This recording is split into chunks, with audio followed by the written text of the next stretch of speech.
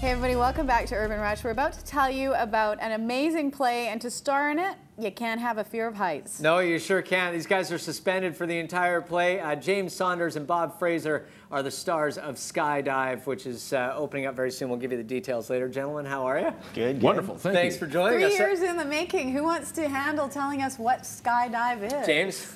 Well, let's see. About 3 years ago, I wasn't doing any work, not too many opportunities, and I wanted to get something done. So I called up Bob Fraser, who works all the time, basically just, I wanted to get something done. And we thought, well, let's do a show together. And we read scripts and couldn't find anything. Yeah. So we went out and hired a writer, Kevin Kerr. And the three of us would meet at the Ivanhoe to discuss. That's a good place to meet, Bob. That was your idea, I could tell. Pretty much. How did you not get distracted by the beer? Well, the beer actually helped us create the show. The creative process. And so Bob comes up with this cockamamie idea of falling from the sky. Wouldn't that image be great? And we thought, oh, okay, check, please. Enough of that. But then a couple days later, Kevin Kerr came back and said, I can't get this image out of my head.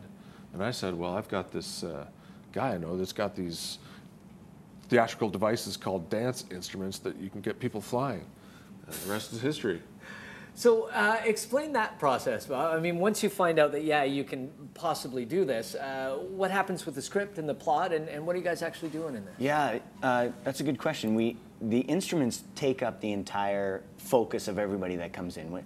As soon as you see them, you're like, how does this work? What, How do you fly 15 feet high in the air? How are you upside down for 10 minutes? You know? But we really, from the get-go, we were saying, okay, look, we really have to have a script that's better than the instruments. Yeah. Because we want people walking out of there going, man, that was an awesome story. And the instruments were really great, too. Yeah. I think we've accomplished that. Oh, certainly, So it's two, So you give guys us the play story. two brothers who Yeah. jump out of a plane, and it really is the whole time that they're... I guess that's a big question. Yeah, not to give too much away of the story, because there are a lot of spoilers, but we're two brothers, an introvert and an extrovert. He's locked into his house, and it's my mission to get him out and living life and live life to the fullest. And I convince him to go skydiving, and things go wrong.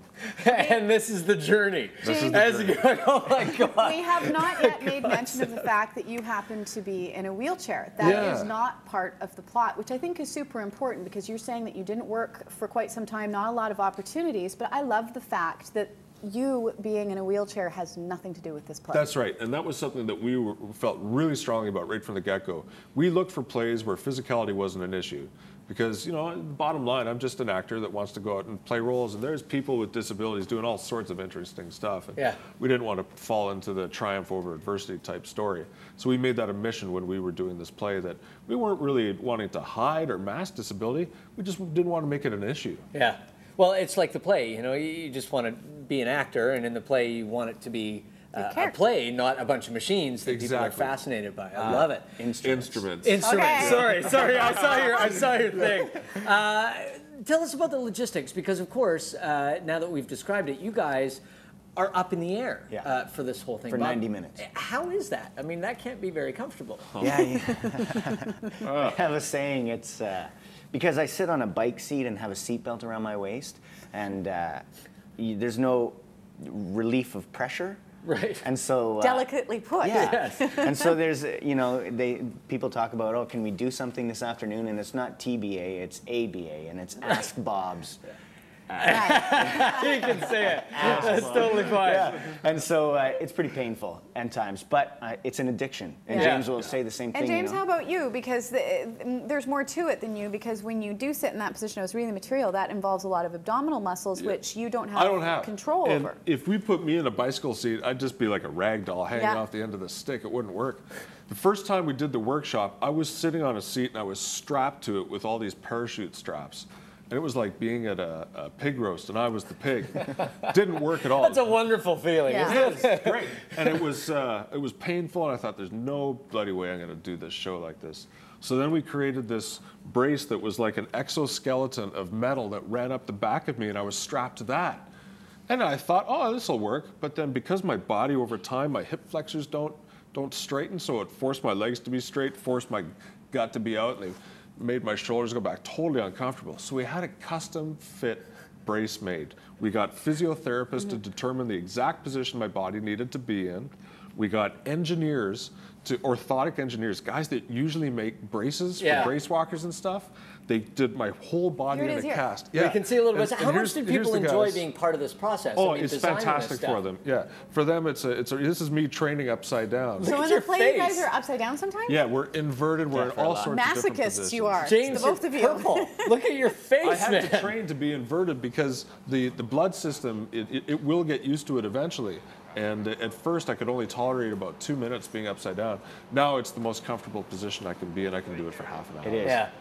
Bob, how long have you and James known each other?